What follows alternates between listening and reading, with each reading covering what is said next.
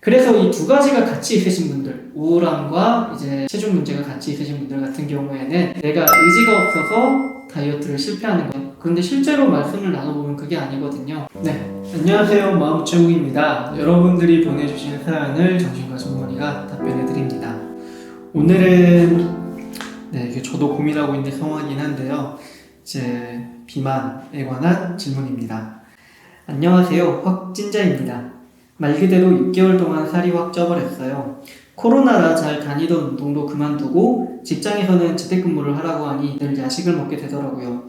저도 제가 그렇게 야식을 좋아하는지 몰랐습니다. 홈트도 몇 번 하다가 실패하고 식단 관리도 실패 연속이네요. 계속 실패하다 보니 기분도 좀 우울해지고 우울하니 야식을 더 먹게 되더라고요. 먹고 후회하고 실패하고 후회하는 연속입니다. 원래 기분이 우울할 때 맵거나 단 음식으로 스트레스를 풀어오기는 했는데 살이 너무 찌다 보니 매일 살쪘다는 것을 인식할 때마다 스트레스를 받고 요즘은 그래서 포기하고 그냥 먹고 있습니다. 상황이 이렇다 보니 우울해서 살이 찌는 것 같기도 하고 살이 쪄서 우울한 것 같기도 하고 헷갈리네요. 어떻게 하면 좋을까요? 먼저 둘 다 맞는 말입니다. 우울해서 살이 찌는 것도 있고 살이 쪄서 우울한 것도 있어요. 먼저 살이 쪄서 우울한 거는 다들 잘 아실 거예요. 내가 살이 찌게 되면은 일단 외형이 변하기 때문에 그런 것들이 스트레스로 다가오죠. 외형의 변화는 다른 사람들이 나를 어떻게 볼까 하는 걱정들을 만들고 그 걱정이 심해지게 되는 경우에는 외부 활동을 줄이시게 되더라고요. 외부 활동을 줄이면 이제 운동을 더 못하는 것도 있지만 본인이 싫어하는 외형적인 변화가 일어난 모습을 본인이 집안에서 계속 보게 되는 상황이죠. 다른 사람이랑 만나면 다른 얘기를 하면서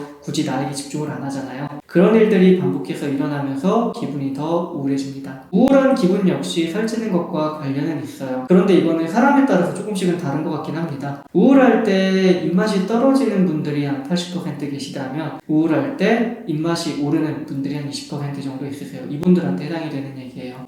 우울하다는 감정이 식욕을 불러일으키는 경우는 내가 음식을 먹게 되면 속이 따뜻해지고 편안해지고 나른한 느낌이 들기 때문에 스스로를 위로하기 위해서 음식을 찾는 경우가 꽤 많습니다. 때로는 그 상황과 연결이 되어 있는 경우도 있어요. 내가 컨트롤할 수 없는 상황 때문에 우울하다면 내가 컨트롤할 수 있는 가장 쉬운 것 중에 하나인 음식을 먹는다는 행위를 통해서 그 컨트롤권을 되찾으려는 시도를 하시는 거예요. 그래서 처음에도 말씀드렸다시피 우울한 것이 이제 살찌는 것에 영향을 주고 살이 찌는 것이 우울한 것에 영향을 줍니다. 그렇기 때문에 체중을 줄이고 싶다 하시면은 이 두 가지를 다 조절을 하셔야 돼요.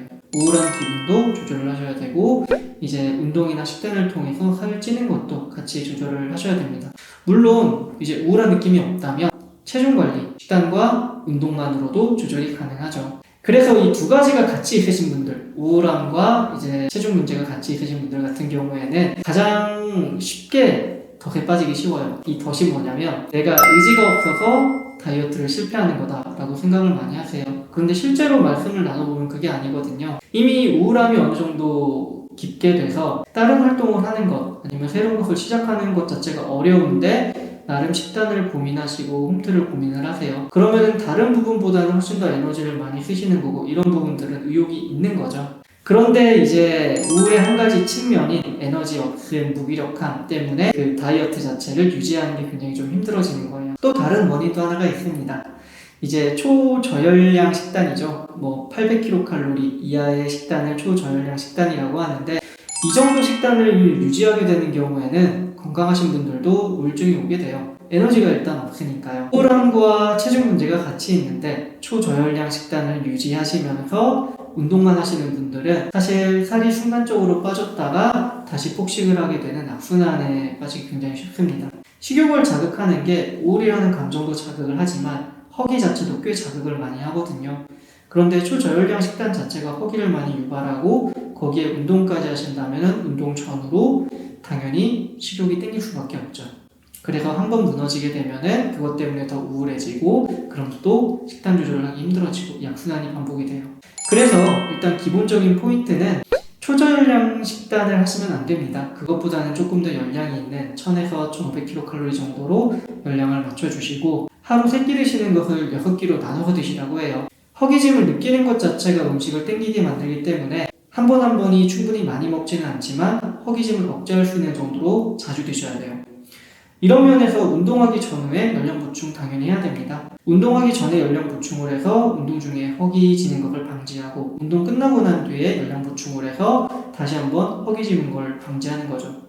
그리고 감정이 이제 음식을 먹는 것에 영향을 주는 것을 줄이기 위해서는 음식 일기를 쓰는 것을 권해요. 몇 시, 어느 장소에서 어떤 음식을 먹었고 그때 감정 상태가 어땠는지까지 적어주신다면 내가 이런 감정이 됐으니까 내가 음식이 조금 더 땡길 수가 있다라는 것이 예측 가능해지고 그거를 미리 막을 수 있는 행동들도 나옵니다. 막을 수 있는 행동이 뭐냐면 내가 오늘 너무 우울해서 저녁에 들어가면은 분명히 닭발에 소주가 생각날 것 같아 라고 한다면 집에 들어가기 전에 간단한 간식을 아예 먹는 거죠. 그렇게 허기짐이나 우울감을 약간 컨트롤하고 들어간 다음에 다시 마음을 다잡는 거예요. 이제 식단을 유지를 해야 되니까 오늘은 이 정도까지 먹자 이렇게요. 그래서 음식 일기는 내가 어떤 음식을 어떻게 먹고 있는지 객관적으로 근거를 남기기 때문에 그것만으로도 식단 조절에도 도움이 되지만 감정 상태가 같이 덧붙여지면서 내가 감정 때문에 음식을 갑자기 먹게 되는 것도 예방을 해줘요. 정리를 하면은 일단 우울증과